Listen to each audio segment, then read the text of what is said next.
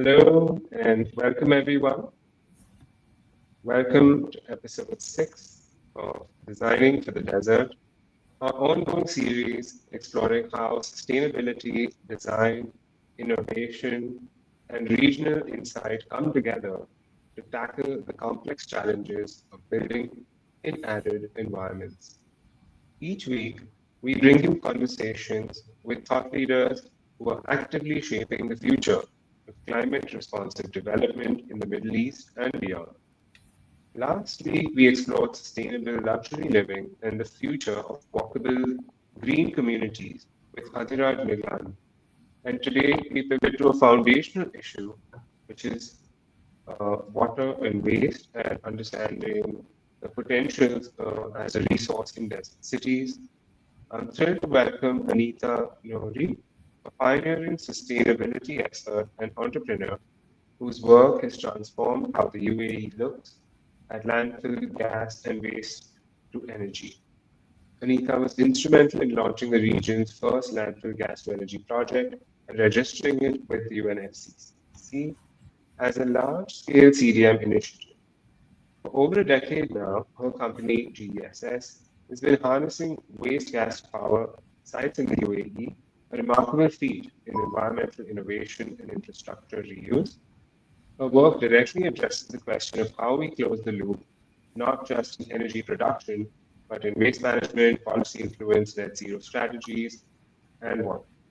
She's worked closely with governments, spoken to uh, spoken to understanding the promises to offer insight into the realities of circular design in desert environments, from policy to practice, from landfills to clean power, and what it truly takes to build a more sustainable and self-sufficient city in a region known for its extremes. So let's get started. Over to you, Anita. Thank you, Udeet, for your introduction, and I really appreciate it. And sure enough, that is true. We pioneered the first landfill gas to energy project in the Middle East um, uh, during a time when sustainability was not really embraced as it is being done so now. And registering the largest CDM project in the region had its benefits and its great challenges because just the fact that it was new, uh, we didn't have to have SDGs connected to it at that time. So the project design document didn't address sustainable development goals, which is the reason why that project sort of found the end of its life 3 years ago when we couldn't continue monitoring and monetizing the carbon reductions because COP26 ended all projects that had been registered before December 2012. And since we that did not have SDGs, since we didn't, we had to stop it and go to the next phase. The next phase is now under development with Dubai Municipality. Green Energy Solution and Sustainability has rebranded as Green Growth Planning and Consultancy, and I'm an ethical consultant in the region, believing that sustainability is not just a product, but it's a system. And it's through working here and living here for the past 18 years with my family, we've learned that there are some gaps. And as a consultant, I'm a small consultant, but I'm ethical and I want to bring tried and tested technologies into this region that can disrupt what we're doing now and bring good disruption into that. So we do support Dubai Municipality as always and hope that the next phase of the project can continue and we can be a part of that at a later phase. Who knows what the future holds? You never know. But at the same time, I feel that there is a great need for education and for helping people visualize and making a behavioral change. So that will bring us into the topic that we have today, sustainable building strategies in the MENA region. and how we can empower a resilient and regenerative future. Do I flip the slides or does it go by itself? So you can just say next and you change that. I can just press next. No, someone does it for me. Yes, yes, it'll be done for you. Yes. So basically, this is the top of the landfill as the waste is arriving. And as you can see, the trucks come there. It is dumped, it is sorted um, in an old fashioned way. The future is closing these landfills. And by closing the landfills doesn't mean that all of this disappears. It means that it needs to be addressed in a different way. So, first, we need to reduce the amount of waste that is going to landfill. The technologies are there. We actually have all the solutions in hand. How we use them and what we do is what's important, and how we can change behavior. So, with rapid urban growth, um, we generate a lot of waste. There's water waste, there's energy consumption waste, and most importantly, we live in a fast paced society that technology is growing so fast, and there's technology waste. So that means the electronics and the batteries and the EV vehicles and what happens to all of this. Um, Getting rid of single use plastic is making a lot of traction and a lot of noise, but that's such a small portion of what's happening that that by itself will not um, be the solution that we're looking for. So, can we go to the next slide? There are some strategies in desert climates. One of them is the design and energy efficiency and thermal efficiency. Thermal efficiency being the heat in solar and how we use the proper insulation so that we can eliminate the cool air in our buildings to disappear into the heat in the summer, and how in the winter we can keep that warmer air inside. And the opposite happens, not so much here but in other places in the world. For example, I had to change all the caulking because of the arid desert temperature. That caulking gets hard and brittle, and then it doesn't provide the sealing that you need. So you're losing a lot of air conditioning out into the atmosphere, and it raises the DWA bill, and it doesn't help the environment, and it doesn't help your where you live to have a cleaner air, because we also have a lot of pollution in the air, or air quality index is something that we're looking at, and we need to monitor that as well. So, renewable energy, solar rooftop is definitely on a growth. Battery storage is very important, because with solar being an alternating current, there are times when you have a lot of solar, and then you need to store that for times when you don't have any sun. The landfills that they're trying to close can all be degassed. When you degas the landfill, you can generate power from a combustion engine. That power is a stable baseload power that can go connected to the grid, or it can be used on site for other solutions. Water efficiency is also really important. Um, we waste so much water, especially in the hospitality and hotel industry. And if we can visualize how much water we're using, then we can make a behavior change. And that's what's the most important thing, is if we can change the behavior of people, then you get a bigger change happening on a global scale. I'll use the best example that I can think of is I remember when we first came to Dubai and the Middle East, and even in Canada, when we were younger, we would drink our coffee and then throw the cup out the window. That never happens anymore here anymore, anywhere in the world. you become embarrassed to do something like that. So if we can sort of not shame people, but if we can make them feel embarrassed of what they're wasting and make them realize that what they're doing is wasteful, then maybe they'll make that change and then it becomes a habit. And once it's a habit, it becomes normal. And once it's normal, we achieve what we wanted to achieve, which is a paradigm change. Um, digital AI, digital tools for reporting, ESG reporting, all of these are um, a little bag of tools that can help us on the path that we want to reach.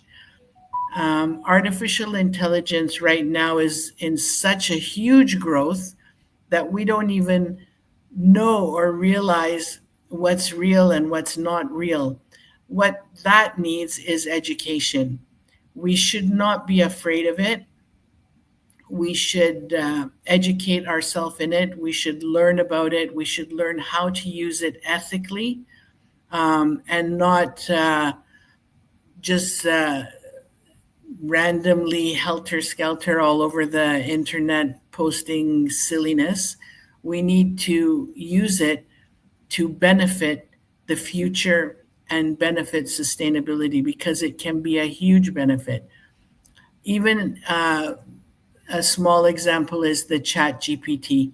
Chat gpt is not a bad thing, it's a good thing.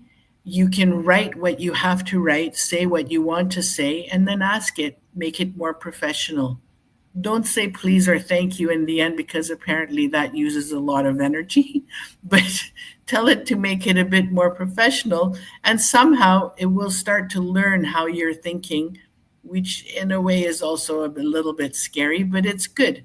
So it'll take what you've written, and me coming from an age of where everything was handwritten, we didn't hand in our essays at school on a laptop, it was all written by hand.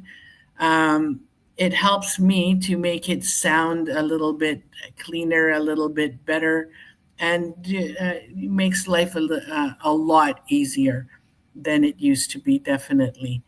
So we can maybe go to the next slide. I don't know if that was the last slide. Okay. Oh, yeah. No, go by. Yeah. So, how can we catalyze sustainability in the built environment? So, Green Growth Planning Consultancy, as I said, is my new company. We're a leader in the region identifying and integrating sustainable technologies. We have some for air quality, we have some for water monitoring. We have other solutions that are coming, and we register projects for carbon and for carbon reductions. And we're working with a few larger companies. I can't really announce anything right now, but once those projects get registered, keep a lookout and see what we're doing. And it really is hopefully making a difference. So, what we like to do is match make the technologies. So, when I'm having something that can monitor water usage, for me, the hospitality industry is a no brainer. It's somewhere where when you have guests that are coming, as a guest in a hotel, I tend to put my AC on cooler than I would at home because it doesn't affect my pocket. I tend to take a longer shower because it doesn't affect my pocket. But if that hotel can monitor the guest that is saving them by using a more efficient and less water, then they can benefit and give that benefit to the client and say, okay, you have been to our hotel 5 times, you have done this and this, so for this we will reward you. And it can be rewarded either through the blockchain, which is something that is also can be digitally monetized, and you can get credits for using it at the hotel. You can save money on a water park. You can use it for shopping.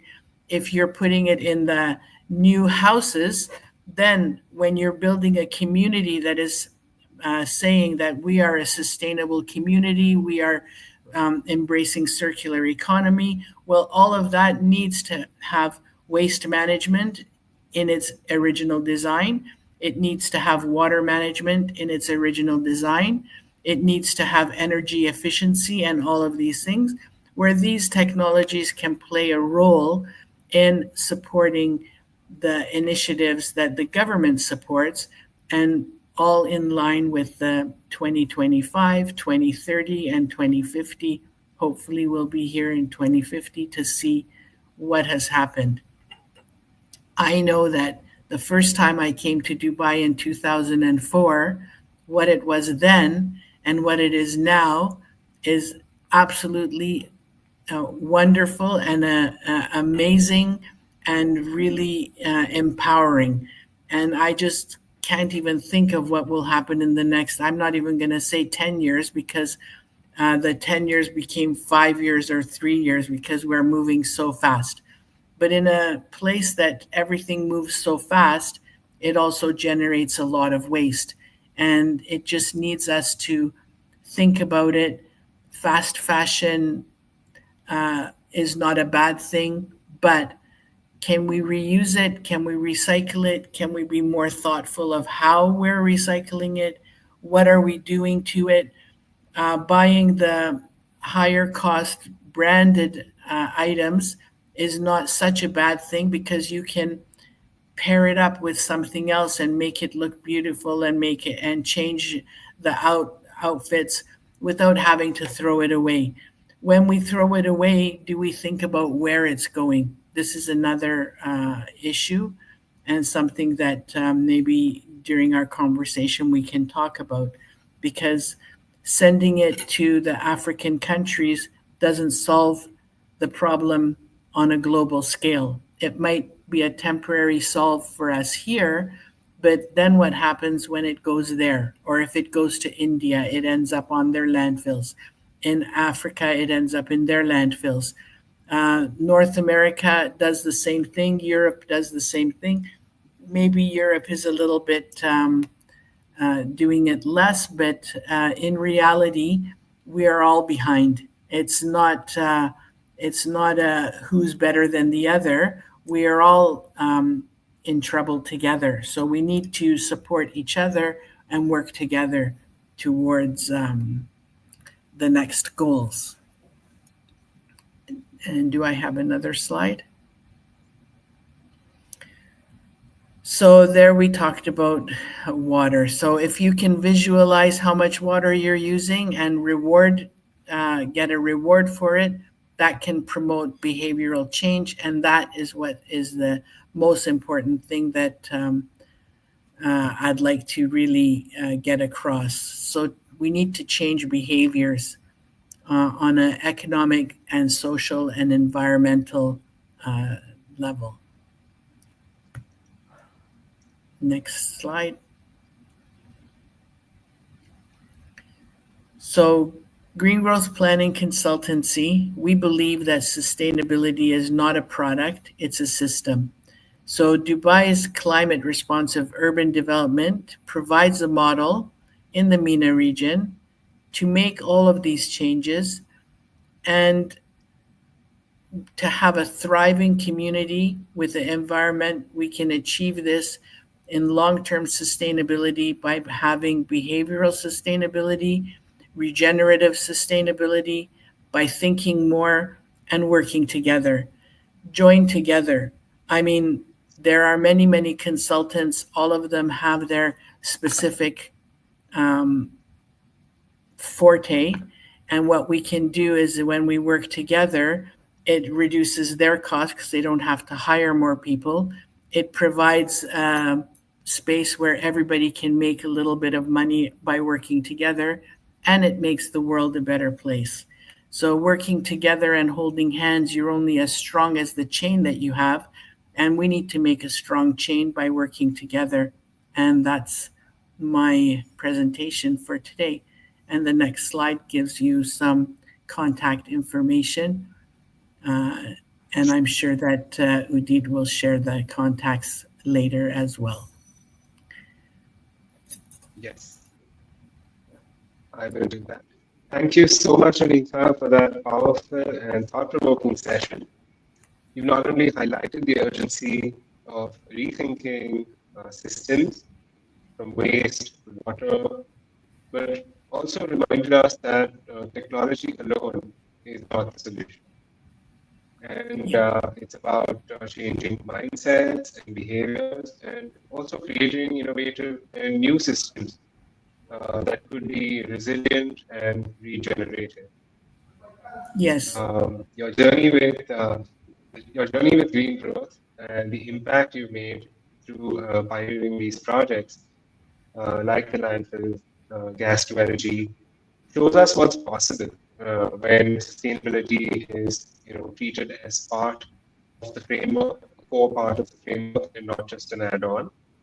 And now, in this next stage of the webinar, we'll go into some questions um, and have a conversation around sustainability in the work and experience that you've had.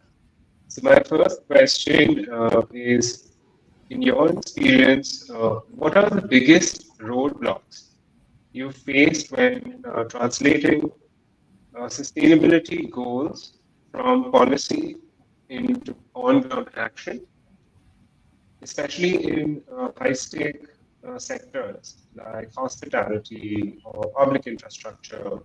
The stakes are quite high. What kind of, what are the biggest roadblocks you faced during that, through that um, So rollout of the project? the biggest roadblocks that we were facing during the journey was always policy. So there was no real policy in place when our sustainable journey started. That has caught up. So there is new policy that is in place, and there is the government is supporting innovative technologies, and a big impact is being made. And every day there is new announcements in how the government supports uh, even taxation, even green economy. So if what you're bringing is providing a solution for the region, you're not taxed as heavily as someone who is not doing that. So there is ways you need to speak up and ask the questions. This is another stumbling block. People are scared to ask. It's like having a computer for the first time. You're scared to press the enter button in case everything disappears. Well, nothing disappears in reality. We can ask the question. No question is wrong. I get phone calls all the time about the landfill, and they don't know who can pick up the waste, who can take it there. It's Google it. You can ask the questions, and you will get the answers. And the government is very open. They have a very open policy. You can phone 800 900 for Dubai Municipality and ask them anything that you want to do with waste, or even contracts, or even to become a service provider, or to even pick up your waste. And they will tell you and direct you exactly where to go, very nicely, very simply, and it's much easier to reach them than it was 5 or 10 years ago. Um, the other stumbling block or hurdle that I think is the fact that waste really doesn't have a value here like it does other places in the world. And we need to uh, evaluate the waste. Um, we need to find how we can have it either cost too much to dump it, so we have to do something with it, or we have to find better packaging solutions, and they do exist. They cost more. So who is going to bear that burden? If there is green funds that can support it, and there are companies that support it, I think that it will enable it to happen much better. But to put everything on the consumer or to blame everything on the government is not the solution. So that's the other hurdle that I really feel, is that who is going to take the responsibility? If I have an employee and his job is to make sure that the bottom line of my company is making a revenue and it's making a good revenue, he's going to buy the cheaper product that might not be sustainable. But in the end, being sustainable has its own value. And at the lifetime of the project, you do end up making more money because you're using much less product and it's more sustainable.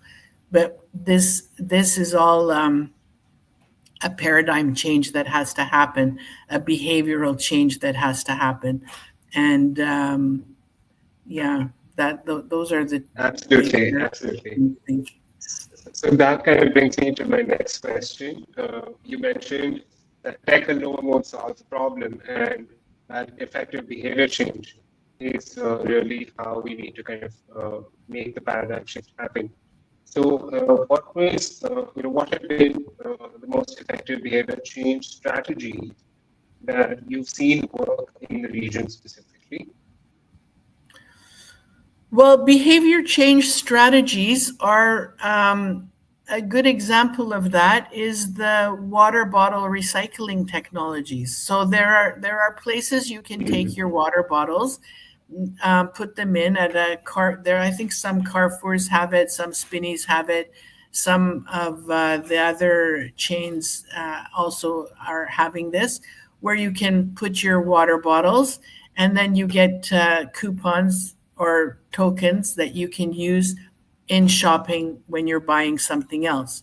So this enables people to have that behavioral change.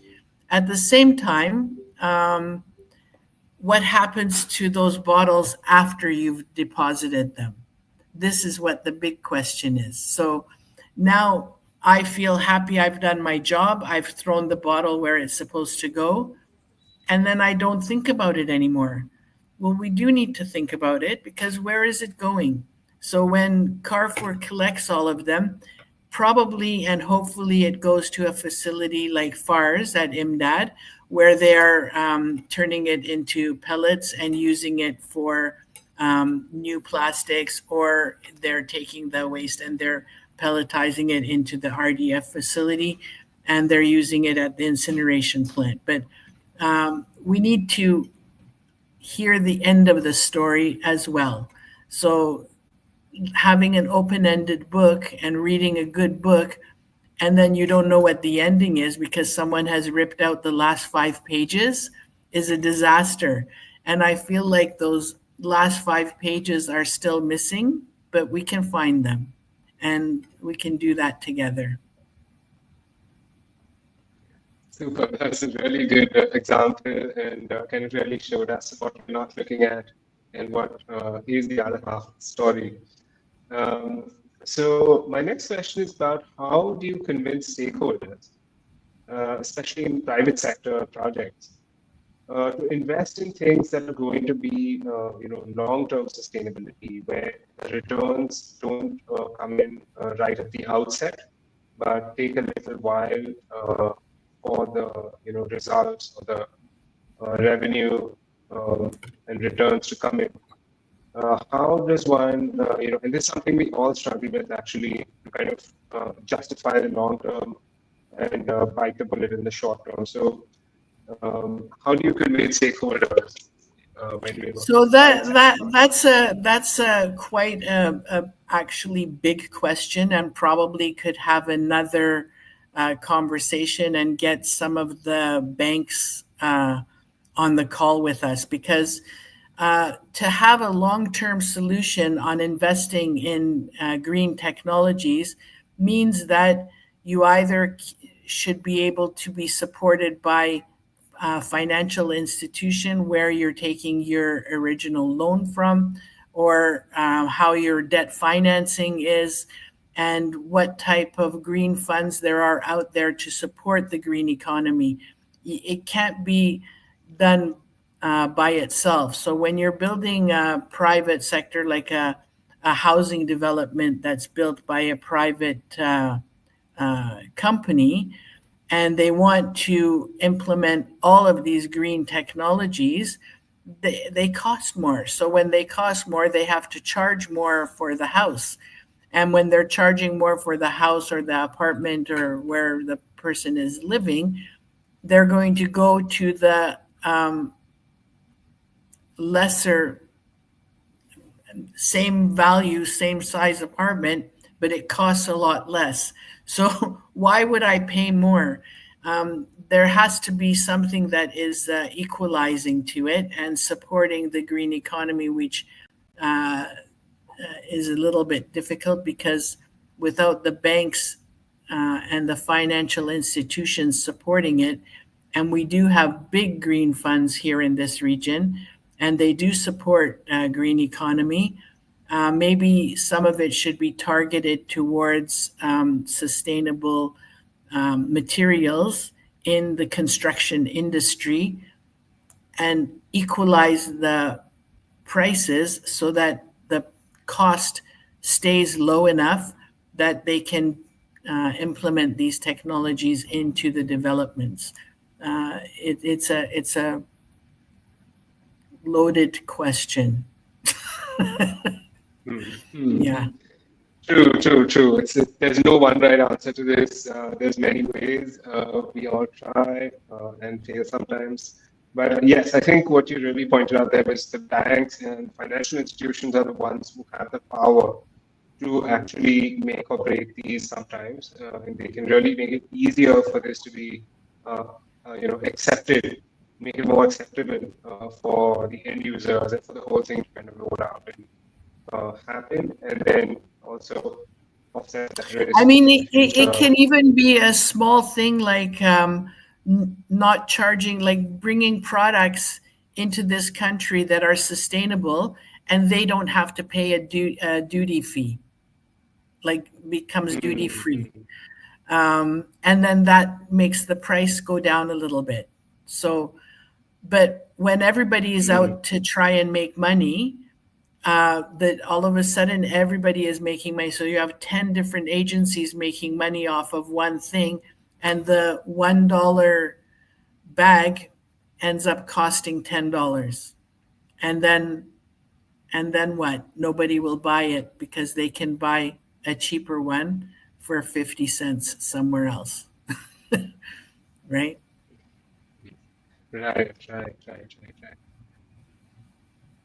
Right. So yes, I think until that volume kind of comes in, until the market has that kind of volume for these kind of products, where we can balance out those additional costs or what feels like an additional cost now, we do rely on either some kind of investment, either from financial institutions or funds that can enable this transition or this paradigm shift.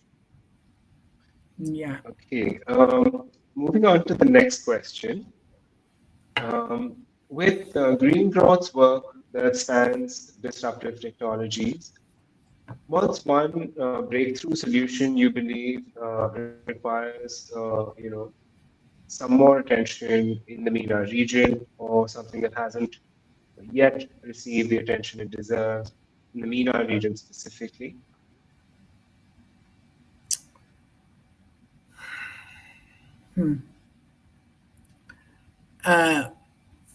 How we can, so for me, because I come from so many years working at the landfill and landfill gas, using that gas that is harming the environment, a waste gas that is contributing 11% to global warming on a global scale, to utilize that gas and either crack it for hydrogen and to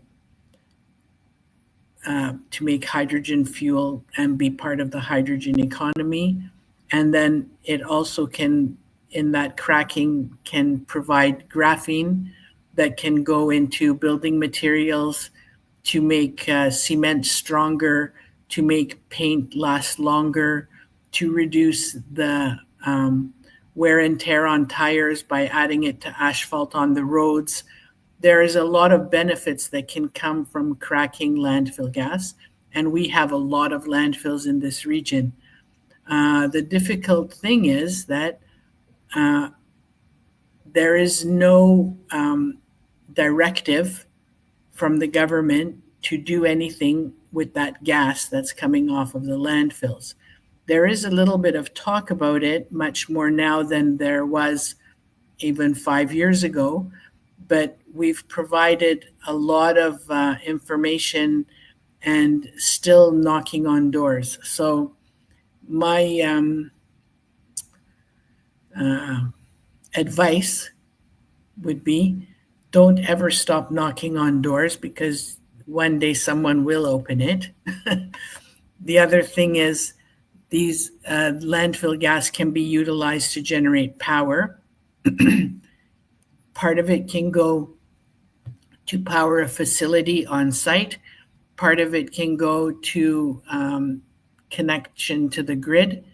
And some of it can be cracked for hydrogen and graphene. And it depends on where the value is and who sees that value. For graphene, we need to create a market for it, because the market for it doesn't really exist yet. For hydrogen, it's the same thing. We're talking a lot about it, but there is really not a huge market in this region yet for hydrogen, even though I feel that it's coming.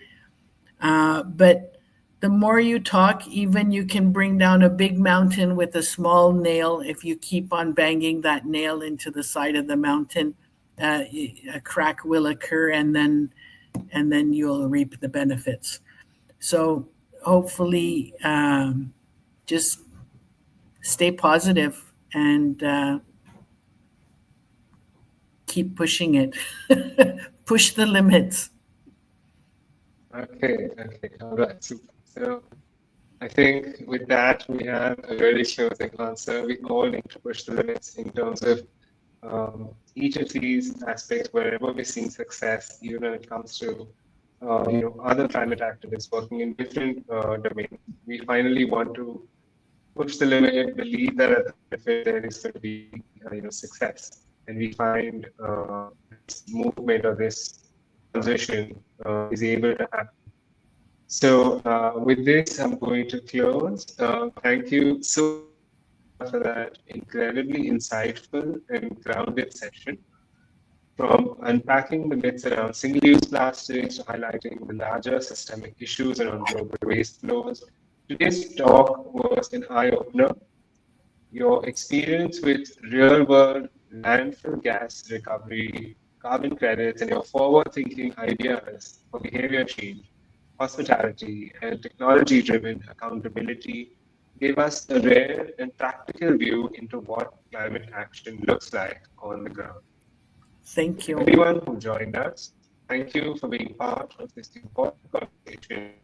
These sessions are all about bridging the gap between design intent and implementation. And today, we were reminded how critical it is to engage with what happens after the blueprint is drawn. We hope this episode inspires you to look deeper at the systems behind sustainability and the small changes we can each influence, whether through policy, design, technology, or the choices we make as individuals, end users, and professionals. This is part of our Designing for the Desert series, exploring sustainability and climate innovation in arid regions. We'll see you next Sunday at 2 p.m. Dubai time for another session. Until then, stay curious, stay climate conscious, and keep designing with purpose. Thank you. Thank you very much. Thank you, Udeet. Thank you.